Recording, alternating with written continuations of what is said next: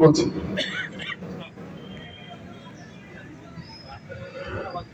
যে ইমান প্রয়োজনে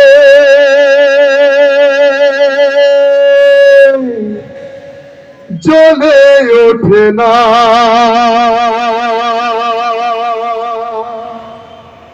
যে ইমান সত্য ন্যায়ের কথা বলে না, যে ইমান প্রয়োজনে জ্বলে ওঠে না, যে ইমান সত্য ন্যায়ের কথা বলে না, যে ইমান অন্তরে নাই, যে ইমান অন্তরে নাই, মুখে ফোটায় কথার কলি, এভাবে তারই বলো ইমান বলে, এভাবে তারই বলো ইমান বলি, এভাবে তারই বলো ইমান বলে। যে ইমান দিন কায়েমের আন্দোলনের ধার ধারে না, যে ইমান লেবাসদারি কোরআন হাদিস তাও পড়ে না,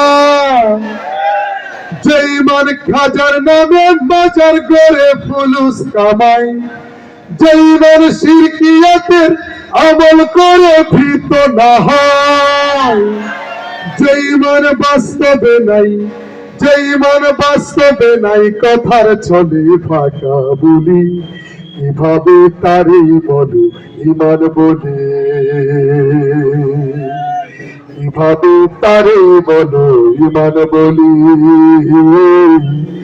এভাবে তারে বলো ইমান বলি, ঠিক না?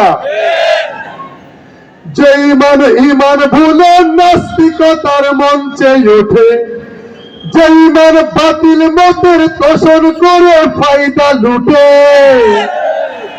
বাতিল মত বুঝতে পারে নাই, সে প্রকৃতি ইসলামের মধ্যে আসে নাই। বাতিল মত কোনটা আর ইসলামের পথ কোনটা এটা বুঝতে হবে বন্ধু। এই তাফসীর মাহফিলের মূল উদ্দেশ্য এটা, বাতিল মত আর কোরআনের পথ কোনটা এটা বুঝতে হবে, ঠিক না? তো বাতিল মতে গেলে কিন্তু ফায়দা হাসিল হয়, অনেক ফুলুস আসে, অনেক ফুলুস, অনেক মানে ইনকাম, কিন্তু আপনি আল্লাহর পথে চললে কিন্তু সেইভাবে আসবে না। এটাই ইমানের পরীক্ষা, ঠিক না? সুতরাং এই পথে থাকতে হবে যে পথে জান্নাত আছে।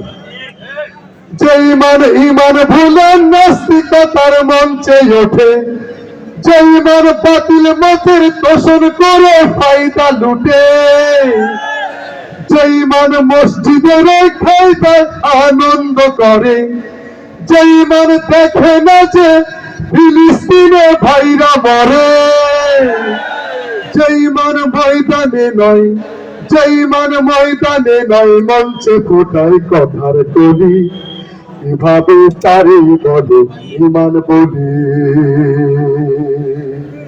এভাবে তারই বলো ইমান বলে, এভাবে তারই বলো ইমান বলে।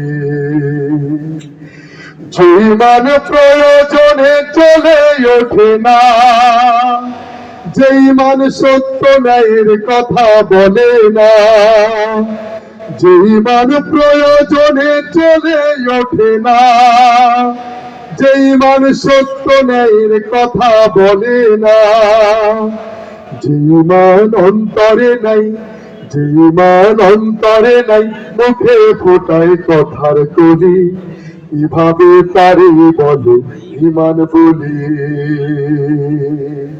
এভাবে তারে বলো ইমান বলে, এভাবে তারে বলো ইমান বলে।